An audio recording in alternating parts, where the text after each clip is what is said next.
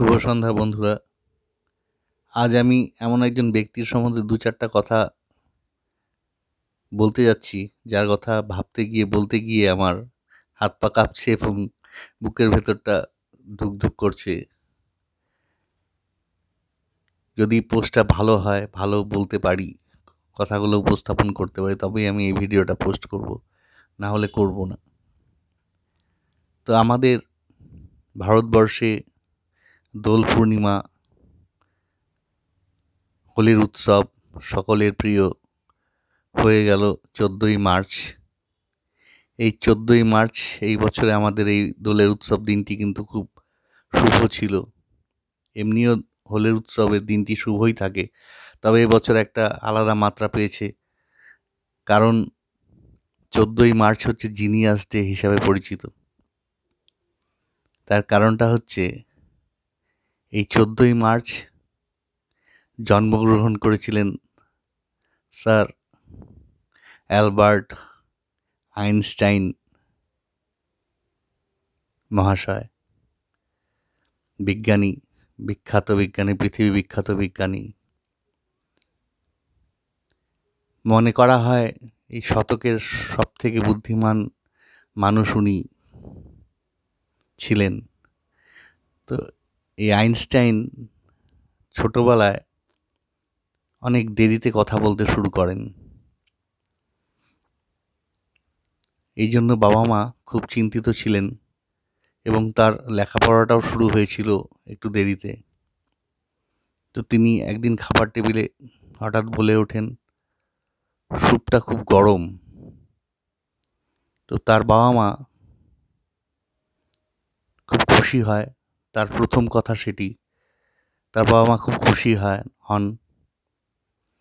তো আইনস্টাইনকে জিজ্ঞেস করেন যে তুমি এতদিন কেন কথা বলোনি? তো আইনস্টাইন বলছিলেন যে এতদিন কোনো সমস্যা হয়নি, তাই কথা বলিনি। এতদিন তো কোনো সমস্যাই হয়নি, তাই কোনো কথা বলিনি। এটা ছিল আইনস্টাইনের দ্বিতীয় কথা। যাই হোক, আইনস্টাইন প্রথম স্কুলে যখন যান, স্কুলে যেতে চাইতেন না। স্কুলে ওনার ভালো লাগতো না। তো স্কুলে শিক্ষক মহাশয়রা ওনার অনেক প্রশ্ন করতেন উনি। তো শিক্ষক মহাশয়রা ভাবতেন এর মাথায় কিছুই বুদ্ধি টুদ্ধি নেই, এ অনেক প্রশ্ন করে। ভাবতেন উনি বুঝি কিছু করতে পারবেন না জীবনে। তো কিন্তু আইনস্টাইনের অঙ্কের প্রতি খুব মেধা ছিল, অঙ্ক খুব ভালোবাসতেন। আইনস্টাইন এমন একজন ব্যক্তি ছিলেন যিনি কিন্তু মানে ভুলে যেতেন সব কিছু। তার স্মৃতি খুব কম ছিল বলতে গেলে। মনে রাখতে পারতেন না। সামান্য বিষয়গুলি উনি মনে রাখতে পারতেন না। তো তার সহকর্মী একবার তাকে ফোন নাম্বারের জিজ্ঞেস করেছিলেন, তার বাড়ির ফোন নাম্বার। তো তিনি ফোনের যে বইটা হয় সেটা খুঁজে সহকর্মীকে ফোন নাম্বার দিলেন। তো সহকর্মী জিজ্ঞেস করলেন যে আপনি আমাকে ফোন নাম্বার আপনার মনে নেই? আপনি আমাকে বই খুঁজে ফোন নাম্বার দিচ্ছেন? তো আইনস্টাইন বললেন, যেটা বই খুঁজে পাওয়া যায় সেটা আমার মস্তিষ্কে আমি কেন ধরে রাখতে যাব? আমি কেন মনে রাখতে যাব? এই হলেন আইনস্টাইন। তো উনি একবার ট্রেনে করে যাচ্ছিলেন। টিটি ওনার কাছে ট্রেনের টিকিট চান। তো উনি অনেক খুঁজেও টিকিট দিতে পারছেন না কিছুতেই টিটিকে। এদিক ওদিক খুঁজছেন। তো টিটি তো আইনস্টাইনকে চেনেন। তো আইনস্টাইনকে বললেন আপনার টিকিট দিতে হবে না, আপনি যান স্যার, কোনো অসুবিধা নেই। তো তারপরে উনি টিকিট খুঁজে যাচ্ছেন আইনস্টাইন। তখন টিটি জিজ্ঞেস করলেন যে আপনি এখনও টিকিট খুঁজে যাচ্ছেন স্যার? আপনাকে তো কেউ ধরবে না, কোনো অসুবিধা হবে না? বলে না না, আমার টিকিটটা খুঁজে বের করতে হবে, তো না হলে আমি কোথায় নামবো ট্রেন থেকে সেটা তো আমাকে জানতে হবে। তিনি সেটাই ভুলে গেছেন। এই ছিলেন আইনস্টাইন। আইনস্টাইনের সঙ্গে আমাদের রবীন্দ্রনাথ ঠাকুরেরও বন্ধুত্ব ছিল, দেখাও হয়েছিল। বিভিন্ন বিষয়ে উনি আলোচনাও করেছিলেন, বিভিন্ন বিষয় নিয়ে। আইনস্টাইন কিন্তু সঙ্গীত প্রেমী ছিলেন। আইনস্টাইনের মা উনি পিয়ানো বাজাতেন ভালো। তো আইনস্টাইনও বেহালা বাজাতে মানে ভায়োলিন বাজাতে ভালো পারতেন আর কি।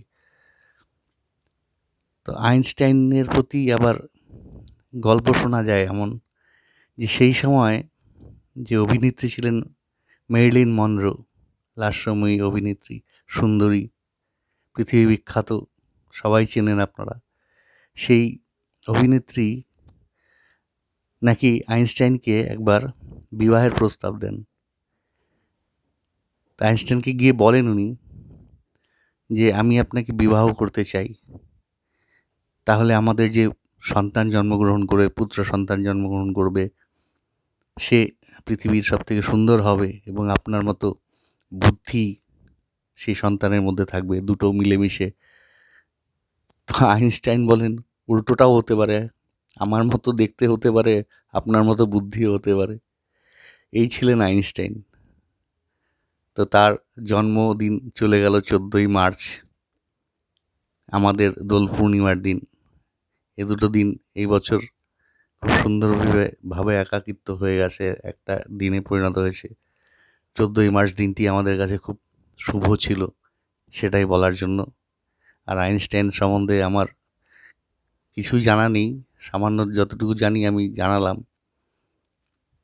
উনি ম্যাথমেটিক্স আর পদার্থবিদ্যা এই দুটিতে উনি পারদর্শী ছিলেন, নোবেল পুরস্কারও পেয়েছিলেন পদার্থবিদ্যার উপর।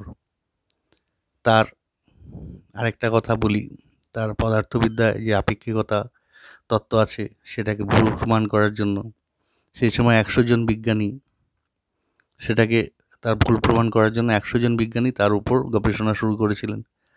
তো আইনস্টাইন বলেছিলেন যে এটা যদি ভুল হয় তবে এতজন বিজ্ঞানীকে 100 জন বিজ্ঞানীর এটার উপরে গবেষণা করার কি দরকার, একজন বিজ্ঞানী করলেই তো হয়ে যায়। এই হচ্ছে আইনস্টাইন। ওকে, ধন্যবাদ, ভালো থাকবেন সবাই, শুভরাত্রি।